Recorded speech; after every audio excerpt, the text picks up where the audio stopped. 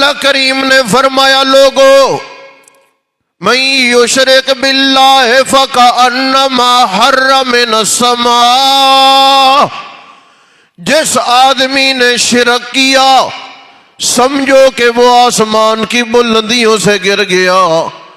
دوسرا مقام ہے اللہ نے فرمایا من یشرک باللہ، جس نے اللہ کے ساتھ شرک کیا فقد حرم اللہ علیہ الجنہ، اللہ نے اس پر جنت حرام فرما دی ہے۔ وَمَأْوَاهُ النَّارُ، اس کا ٹھکانہ اللہ نے جہنم بنا رکھا ہے۔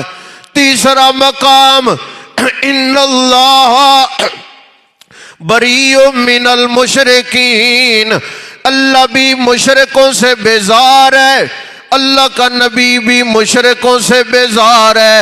چوتھا مقام اللہ نے فرمایا انما المشرکون نجس فلا یقربوا المسجد الحرام بعد عامہم ھذا، یہ جو مسجد حرام ہے اس میں مشرک داخل نہیں ہو سکتا، اس میں داخلہ ممنوع ہے۔